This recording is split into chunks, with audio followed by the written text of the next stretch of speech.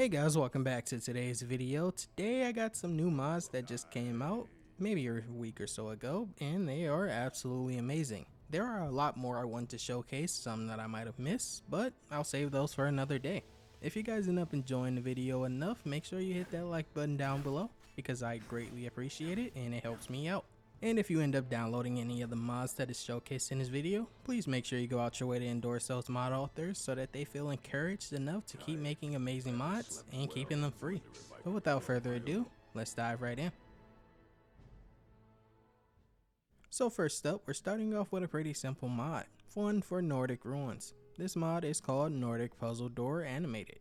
This mod, as the name suggests, animates the Nordic puzzle doors with the new blue glowing effect. They aren't very animated as they won't flash you, but you will notice the radiating glow coming from these symbols now. Because it's not just the doors that were overhauled with this mod, but all symbols dealing with Nordic puzzle. For this showcase alone, I am using the 4K variant because you can choose between 1K, 2K, and up to 4K, which is the size I recommend for everyone because they are very rare to find the Nordic puzzles, so it won't cause you any FPS problems, unless you are already dropping. But they do make interacting with the puzzles a little more exciting and makes them seem more mysterious. It'd be kind of cool though if they somehow glowed when they were in the right position only though. Next up, I believe completing the series, we have the mod Healing VFX Edit by Kittytail, overhauling the healing effect for the basic spells in your game. And by vanilla spells, I mean I tested with mysticism spells since that's what I use, and they still had the vanilla effect, but maybe that was just me. The new healing effect is completely animated, and it takes it from being just a large swirl and blinding effect to your character by toning down the light show and moving more to a mystic side of things, having a little wisp around your character like fairies were actively healing your character. I believe the only one left to do for Kittytail is the Conjuring School, if that even counts. Up next, this one is a massive DLC size quest. This new quest is called Olenveld. To start it, you have to find a new hut placed behind your Skyrim behind Septimus Cygnus outpost. You'll find it to the left of it, and inside you'll be given a small intro to the game via a letter and a map that you can interact with to start the quest. After the intro, you're really not given much information about this place, which means you're pretty much on your own because you may want to first take in the experience. Do not try and rush through this because the visuals are amazing. They take advantage of the textures that you already have in your game, and as you can see, trees. In my experience, it is nature of the wildlands, so you might as well enjoy them because you're going to be here for hours. You may not even complete this in one sitting. I mean, even besides the beautiful visuals, partly because of me, because of my textures in my mod list, but I won't brag, and the multiple interiors and new lands introduced by this mod, they are pretty much all infested with the undead, or just other unknown creatures. The mod author does say that this land is the size of a small DLC, but honestly, what do we consider big? Because this place, from my experience, was almost the same size as Solstein, and it is 7 years in the making. I just can't see myself calling this a small DLC sized mod. Aside from the side, this is the kind of quest that you will need a party for because there are hordes of undead introduced with this mod, and depending on what mods you use to make skeletons stronger, probably because I used the Restless Dead, it fits this perfectly, so you're going to need a lot more preparation to complete this quest. Because besides the skeletons, there are multiple conjurers to keep summoning skeletons as you kill them, and even dragon priests just to throw the cherry on top. But the dungeon that you just saw me in is only the beginning. The real quest doesn't even start until you get to the mainland. So not only does this have a massive dungeon sized cave filled with thousands of skeletons, we also have the main massive sized land for you to explore and complete quests in. I mean, just look at how big this is based on the map. So yeah, this is definitely not a small DLC sized quest.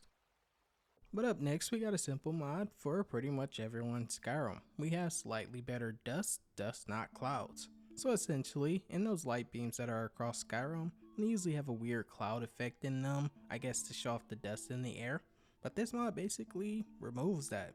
So now all you get is the cool looking light effect. This is done with only textures and meshes. No ESP was really needed for this, because even though I say the word remove, it's not disabling anything, just replacing it. Some people like the dust effect, but for those that don't, this one is for you. Now this one is far from simple. Overhauling cracked Tusk Keep, we have the mod Orc Exiles, the cracked Tusk Keep. In vanilla, as you saw, it was just a destroyed fort with some orcs in it. Pretty boring. But now it has been completely rebuilt and expanded on with the lifestyle and aesthetic of an orc. Or I guess I should say Orismer, since that's what they are called in Skyrim for some reason.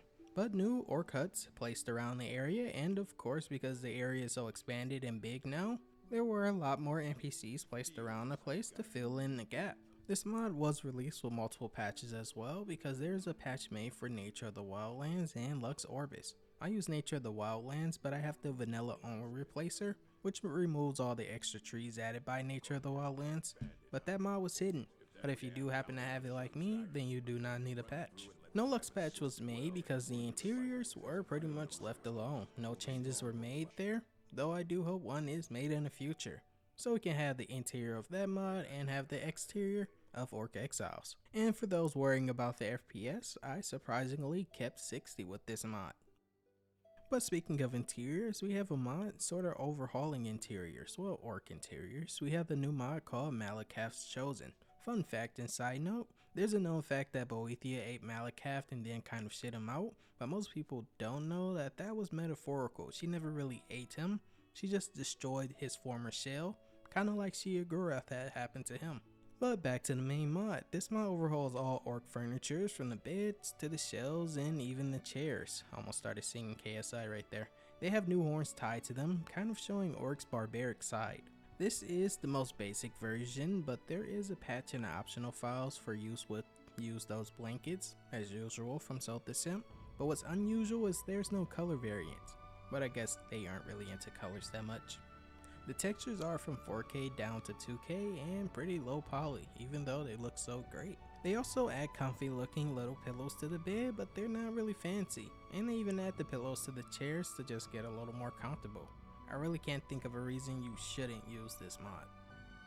Okay, moving on to a more simple replacer for the Riften Well. We have the mod Alt Riften Well, taking it from just a simple roof over a well and pretty much making it into a small tower of sorts, or at least that's how I see it for some reason.